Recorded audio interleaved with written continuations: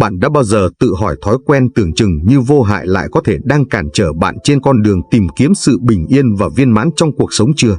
Trong video này, chúng ta sẽ cùng nhau khám phá sâu hơn về những tác động ẩn giấu của việc thủ dâm dưới góc nhìn của Phật giáo. Từ đó, bạn sẽ nhận ra rằng thói quen này có thể ảnh hưởng đến cơ thể, tâm trí và tinh thần của bạn hơn bạn tưởng.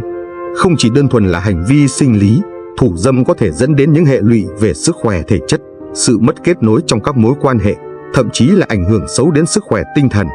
Nếu bạn cảm thấy mình đang bị cuốn vào vòng xoáy của thói quen này, hãy xem hết video để biết cách thức thay đổi có thể giúp bạn lấy lại sự tự do, thăng bằng và sự hài hòa trong cuộc sống. Hãy cùng đi qua từng khía cạnh và tìm hiểu cách chúng ta có thể tránh những khó khăn trong cuộc sống chỉ bằng cách thấu hiểu sâu hơn về bản thân.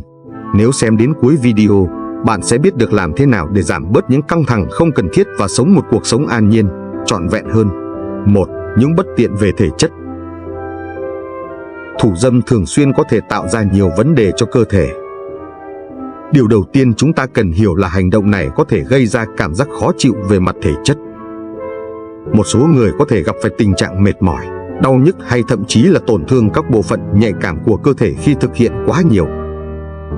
Điều này có thể dẫn đến tổn thương da, gây viêm nhiễm và thậm chí để lại những vấn đề lâu dài về sức khỏe. Theo quan điểm của Phật giáo, cơ thể chúng ta là một chiếc thuyền quý giúp ta trải nghiệm cuộc sống, học hỏi và phát triển tinh thần. Nếu chúng ta không tôn trọng cơ thể mình, điều đó có nghĩa là chúng ta đang tự gây ra rắc rối cho bản thân và làm mất đi sự tập trung vào con đường tinh thần. Khi quá chú trọng vào thói quen này, ta dễ dàng quên mất nhiệm vụ nuôi dưỡng và bảo vệ cơ thể, điều quan trọng trong hành trình hướng đến sự giác ngộ. Hãy nghĩ đến việc mỗi khi cơ thể cảm thấy mệt mỏi hoặc bị tổn thương, tâm trí của bạn cũng sẽ không thể tỉnh táo và tập trung. Bằng cách nhận ra những tín hiệu cơ thể đang gửi đi, bạn có thể học cách lắng nghe và hiểu rõ hơn về giới hạn của bản thân, từ đó tạo ra một mối quan hệ lành mạnh hơn với chính mình. Lời kêu gọi hành động, hãy chia sẻ cảm nghĩ của bạn trong phần bình luận và đừng quên nhấn like để ủng hộ cho video nếu bạn thấy nội dung này hữu ích nhé. 2. Mất cảm giác nhạy bén. Khi bạn thực hiện hành vi thủ dâm quá nhiều, cơ thể có thể dần trở nên mất đi sự nhạy cảm với cảm giác chạm. Các dây thần kinh tại các khu vực nhạy cảm bị kích thích quá mức, dẫn đến việc cần nhiều kích thích hơn để đạt được cảm giác tương tự. Điều này không chỉ ảnh hưởng đến việc tận hưởng những khoảnh khắc thân mật trong mối quan hệ, mà còn làm suy giảm khả năng trải nghiệm sự kết nối với người khác. Phật giáo dạy rằng, sự điều độ và kiềm chế là chìa khóa cho một cuộc sống cân bằng. Khi chúng ta quá sa đà vào bất kỳ ham muốn nào, điều đó không chỉ làm giảm đi sự nhạy cảm với niềm vui mà còn khiến ta mất đi sự trân trọng những điều nhỏ bé, bình dị trong cuộc sống. Sự thỏa mãn quá mức làm mờ đi cảm nhận thật sự về những giá trị của sự kết nối, không chỉ với cơ thể, mà còn với tâm hồn. Nếu bạn cảm thấy mất đi sự nhạy bén trong những khoảnh khắc thân mật với người khác, điều này có thể làm gián đoạn sự kết nối tình cảm, ảnh hưởng trực tiếp đến các mối quan hệ. Bằng cách hạn chế hoặc từ bỏ thói quen này, bạn sẽ dần lấy lại được sự cảm nhận chân thật, tạo điều kiện cho các mối quan hệ trở nên sâu sắc hơn. 3. Ảnh hưởng đến cuộc sống hàng ngày. Thủ dâm không chỉ gây ảnh hưởng đến cơ thể và tinh thần, mà nó còn có thể trở thành một thói quen chiếm lĩnh thời gian và năng lượng quý báu của bạn. Nhiều người nhận ra rằng họ đã dành quá nhiều thời gian vào thói quen này, khiến họ sao nhãng công việc, kế hoạch và cả các mối quan hệ quan trọng. Việc trì hoãn hoặc bỏ bê trách nhiệm không chỉ là hệ quả của sự phụ thuộc vào thói quen này, mà nó còn gây ra sự mất tập trung, giảm hiệu suất làm việc và học tập. Trong Phật giáo, việc sống trọn vẹn trong hiện tại là vô cùng quan trọng. Khi ta bị chi phối bởi những ham muốn và thói quen, ta không còn thực sự sống trong khoảnh khắc hiện tại. Thay vào đó, ta lãng phí thời gian và năng lượng vào những hành động không đem lại giá trị lâu dài, khiến ta mất đi cơ hội để phát triển và hoàn thiện bản thân. Việc dành quá nhiều thời gian cho thủ dâm có thể khiến bạn cảm thấy mệt mỏi và mất động lực cho các hoạt động khác. Điều này dẫn đến một vòng luẩn quẩn, nơi mà bạn không thể đạt được mục tiêu và mất đi sự hứng khởi với cuộc sống. Bằng cách nhận ra điều này và thay đổi thói quen, bạn sẽ cảm thấy năng lượng và tinh thần sáng suốt hơn để tập trung vào những điều thực sự quan trọng. 4. Tác động đến tâm lý. Không chỉ ảnh hưởng đến thể chất, thói quen này còn có thể để lại những dấu ấn tiêu cực về mặt tâm lý. Nhiều người cảm thấy tội lỗi, xấu hổ hoặc lo lắng sau khi thủ dâm vì họ cho rằng hành động này mâu thuẫn với giá trị hoặc niềm tin cá nhân. Sự xung đột nội tâm này tạo ra cảm giác thất bại, khiến họ tự đánh giá thấp bản thân. Phật giáo nhấn mạnh sự hòa hợp và chấp nhận bản thân. Khi hành vi của ta mâu thuẫn với giá trị cá nhân, điều này gây ra một sự rối loạn trong tâm hồn. Những cảm xúc tiêu cực như tội lỗi và xấu hổ có thể dẫn đến căng thẳng, lo âu và thậm chí là trầm cảm nếu không được giải quyết đúng cách. Thay vì để mình rơi vào vòng xoáy của sự tự phê phán, Phật giáo khuyến khích chúng ta tìm hiểu bản thân, thấu hiểu cảm xúc và học cách tự yêu thương. Khi bạn có thể giảm bớt hoặc từ bỏ thói quen thủ dâm, bạn sẽ cảm thấy sự nhẹ nhõm và thoải mái hơn trong tâm trí, đồng thời giảm bớt gánh nặng tâm lý mà bạn tự đặt lên mình. 5. Nguy cơ nghiện ngập. Một trong những tác động tiêu cực tiềm ẩn của việc thủ dâm là khả năng rơi vào tình trạng nghiện hoặc hành vi cưỡng bách. Khi thủ dâm trở thành một thói quen thường xuyên, nó có thể trở thành nguồn an ủi hoặc giải tỏa căng thẳng cho một số người, đặc biệt là khi họ đối mặt với áp lực cuộc sống hoặc cảm xúc tiêu cực. Tuy nhiên, điều này lại mở ra cánh cửa dẫn đến sự phụ thuộc, giống như bất kỳ hành vi gây nghiện nào khác. Hãy tưởng tượng việc thủ dâm trở thành một cách bạn trốn tránh những khó khăn trong cuộc sống. Thay vì giải quyết vấn đề trực tiếp, bạn chọn cách tìm đến khoái cảm tức thời để làm giảm căng thẳng. Tuy nhiên, cảm giác này chỉ kéo dài trong chốc lát và sau đó bạn sẽ lại đối mặt với những vấn đề cũ, thậm chí có thể cảm thấy tồi tệ hơn vì cảm giác tội lỗi và thất bại. Vòng lặp này không những không giúp bạn giải quyết vấn đề mà còn làm cho tình trạng trở nên tồi tệ hơn. Phật giáo dạy rằng việc vượt qua những ham muốn và phụ thuộc là chìa khóa để giải thoát tâm hồn. Khi bạn không thể kiểm soát được hành vi của mình, đó chính là lúc bạn đã để bản thân bị cám dỗ cuốn đi.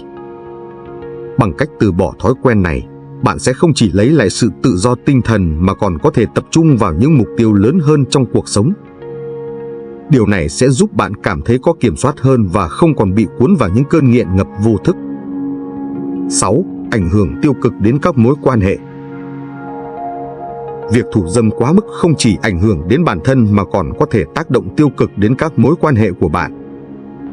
Khi quá tập trung vào việc thỏa mãn nhu cầu cá nhân, bạn có thể mất đi sự quan tâm và chú ý đối với người khác.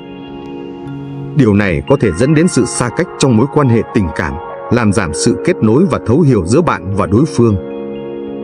Một số người thậm chí còn tránh né việc tương tác xã hội hay duy trì mối quan hệ lãng mạn vì họ cảm thấy không cần thiết khi đã có cách tự giải tỏa.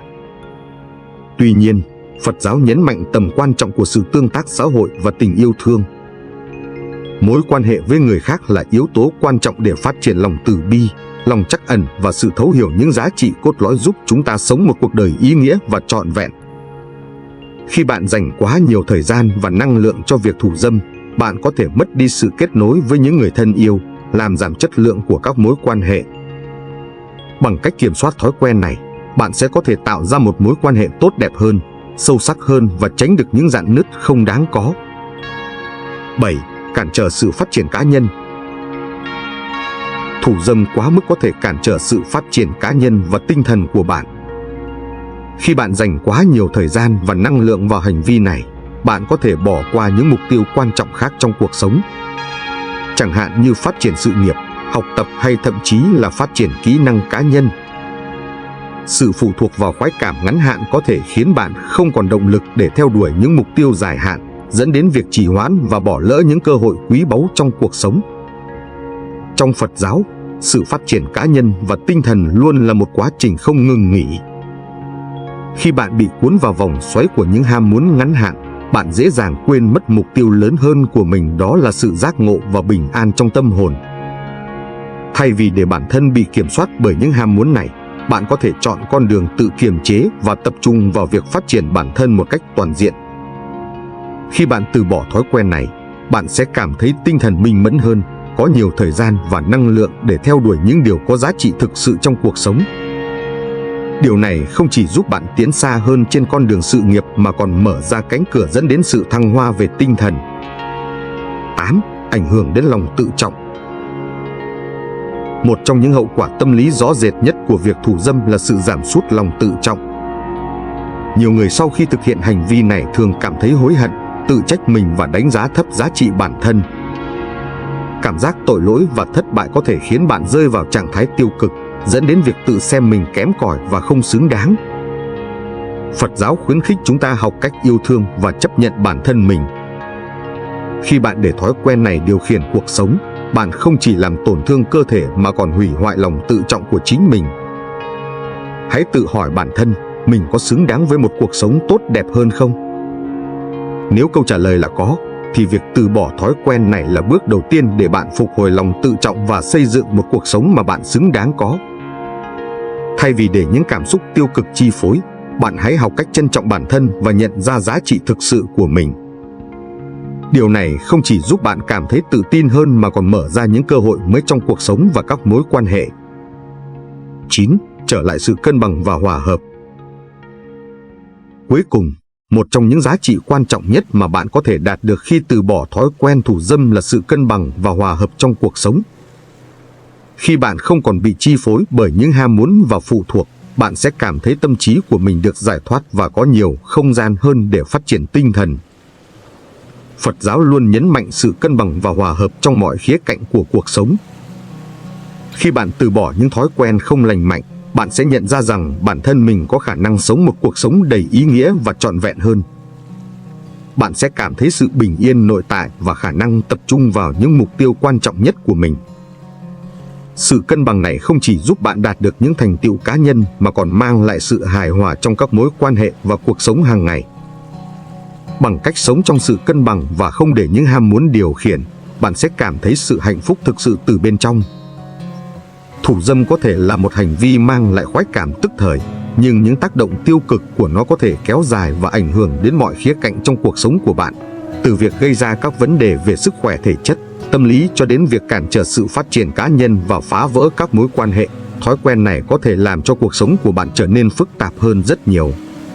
Tuy nhiên, điều quan trọng là bạn hoàn toàn có thể kiểm soát và thay đổi. Bằng cách hiểu rõ những tác động tiêu cực và từ bỏ thói quen này, bạn sẽ cảm nhận được sự tự do và thăng bằng trong cuộc sống.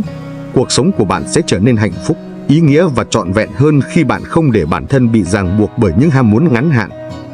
Nếu bạn cảm thấy video này hữu ích và mang lại cho bạn những góc nhìn mới mẻ, hãy để lại bình luận chia sẻ cảm nghĩ của bạn và đừng quên nhấn like để ủng hộ kênh nhé.